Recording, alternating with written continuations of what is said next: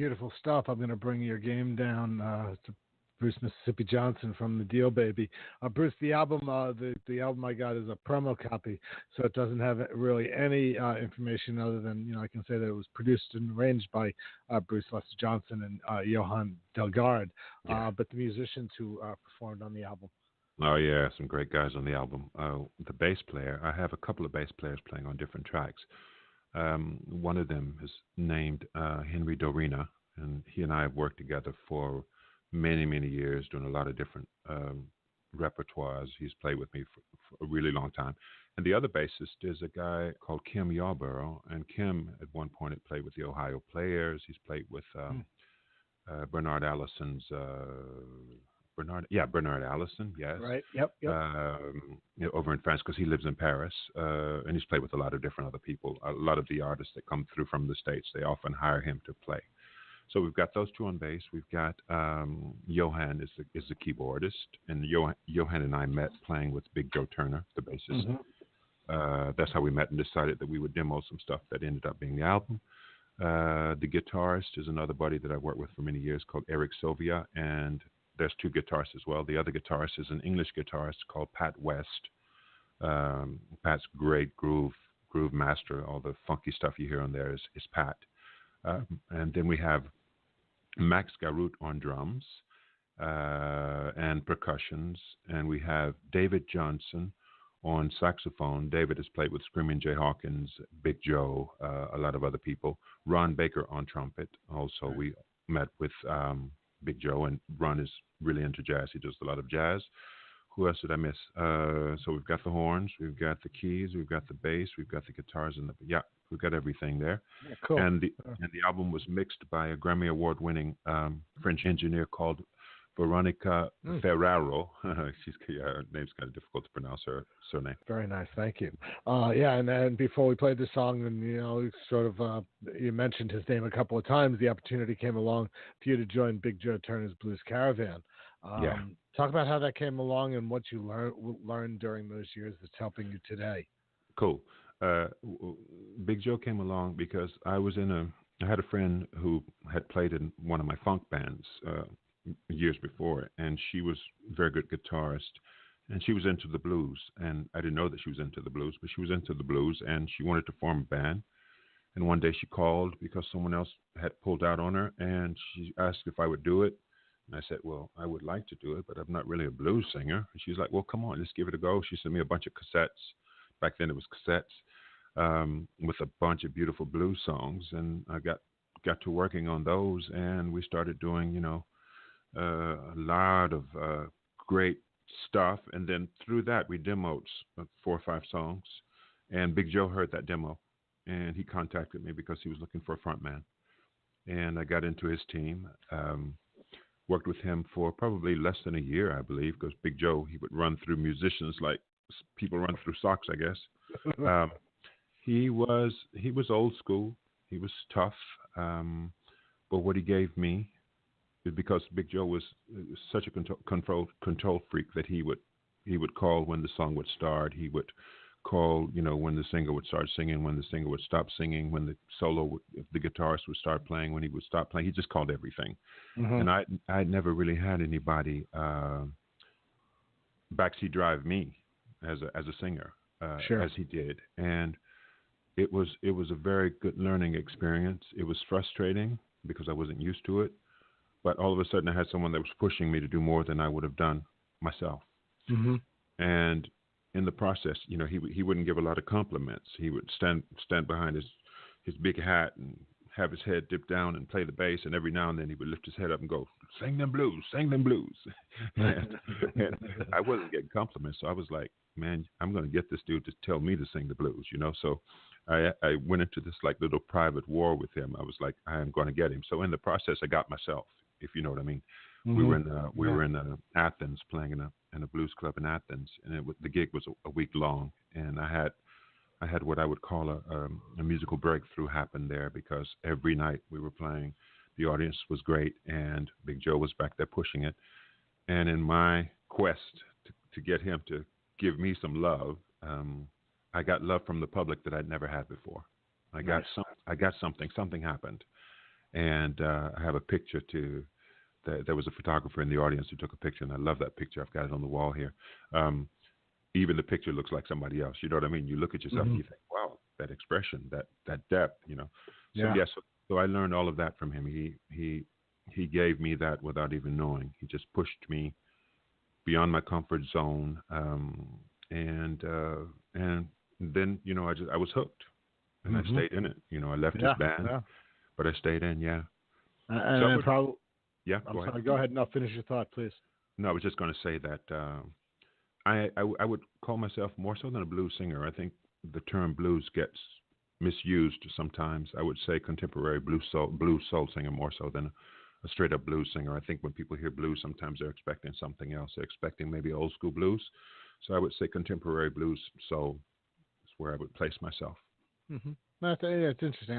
I tend to have a very, what I call, I use umbrellas as a description for blues. You know, there are those people who use those little drink umbrellas, and they say whatever fits under that, that's the blues. Right. And then you've got, you know, those little pop-up umbrellas, and you've got the full-size umbrellas, and you've got, you know, golf umbrellas. Mine is like a triple-size beach umbrella. So there's a lot that fits underneath it. You know, there's definitely things that are on the edge that, you know, maybe you could fall off depending on, you know, what time of day it is for me.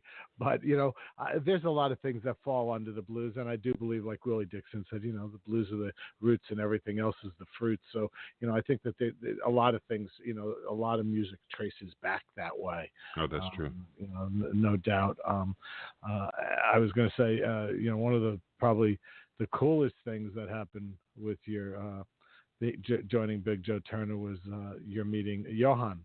Oh yes, that was great because Johan was, and there were other musicians that I loved in there as well. There was a Japanese guitarist who was amazing. He was really an amazing blues guitarist.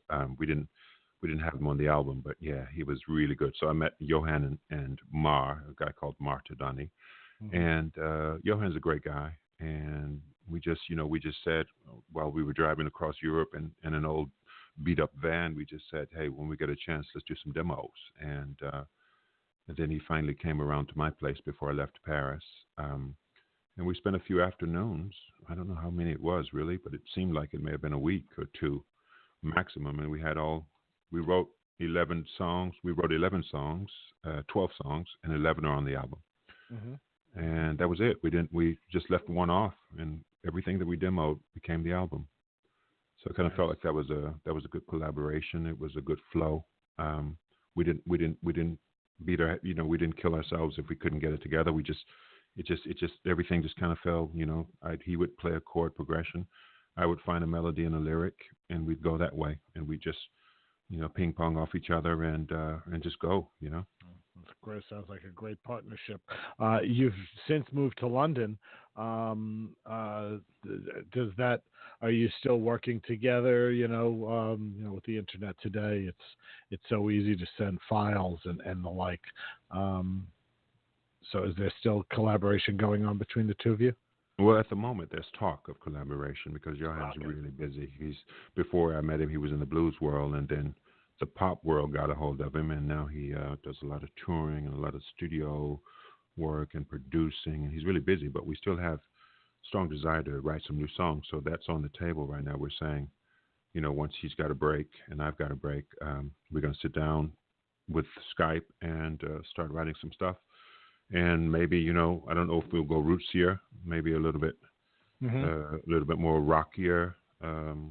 We may do something a little bit more powerful to take it to the next level, because at one point I had recorded, I'd worked with another musician and we had done some songs, but they were more like, do you know of a group called King's X? I don't know them. It's a trio from Texas, bass player singer, black bass player singer, and the other two musicians are white. So there's this beautiful mix of rock and blues.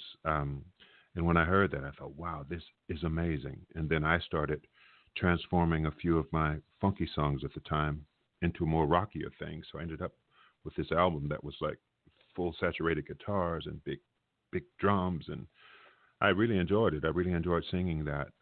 So if I get a little bit of that and put it on top of the next project, I'd be very happy. To give it a little bit more of a rockier sound, like a Alabama Shakes or something in terms of sound. Yeah, because I really do. I do like that, and a lot of times we've had feedback with my manager that, a lot of people think, oh, well, it's not bluesy enough, and over here, a lot of people have said, no, we don't feel, it's too. Sometimes I feel like they feel it's not strong enough in one direction or the other. But I think an album is a moment in your life. Every time you do an album, it's a moment, and that moment does not define who you are for your whole career. So that album was that album, and the next album will be the next album. So sure. Absolutely. Yeah. Absolutely. Yeah. If you make the same album over and over again, why are you making multiple albums? Exactly. Yeah. So absolutely. Are there any thoughts about, coming over to the U.S. and doing some touring over here and trying to, play that game too? I love it. It's just a hard task because my manager's reaching out. We managed to get some love from the Wall Street Journal and a few other press connections we had that responded positively to the album. But we haven't found a manager or anything yet, a booker or anything yet. But he's actively looking. So if someone's interested in bringing me over, for sure I'd be there. That would be a great way to come back. Come back and work. And if you are one of those people you want to find out more about him, go over to brucemississippijohnson.com and you can find out more information. He is a musician, you should know. We have time for one last song, and again, Bruce, I appreciate you waking up early, and you can go back to bed and snuggle in, and hopefully not wake your wife and get her all upset at you to start the day. Blame me if she does, and then she can be mad at me all day instead of you. All right, I will. Tell us about See You Tomorrow. See You Tomorrow is based on a true story.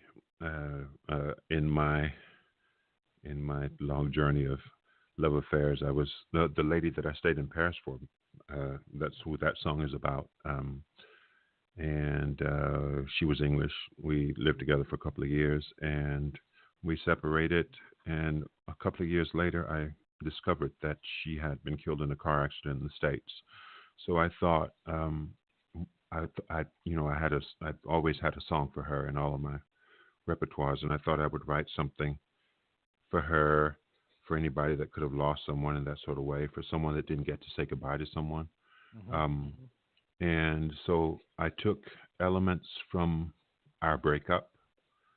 I took elements from the breakup, and I don't want to say embellished them, but I kind of mixed some realities together. I took experiences from funerals that I've lived in my grandfather's church and with family members and my father's family.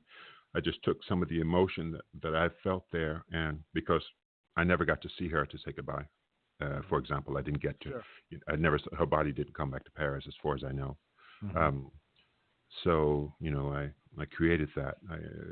I thought of Death Letter Blues and how powerful that lyric is and how much I love that lyric, and I just wanted my Death Letter Blues. I wanted to the listener to be able to kind of hopefully feel what I was feeling, if they can stand it. The weight of the steps to go to a casket to say goodbye to someone is a weight that you rarely have to go through in life, if you're lucky. And I've had to go through it, not that long ago.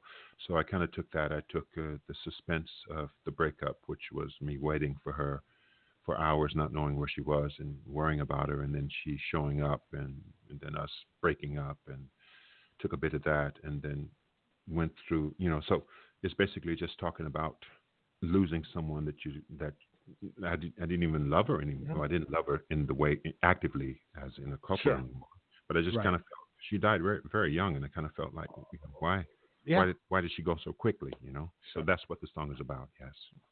Bruce, thank you so very much. I really appreciate you, and I love the album, and much luck. And I hope when the new album is, when you put together a new album, you let us know, and we'll bring you back onto the show. Oh, that'd be great. If you come over to the States, hopefully our paths will cross. All right, man. Bruce Mississippi Johnson, brucemississippijohnson.com.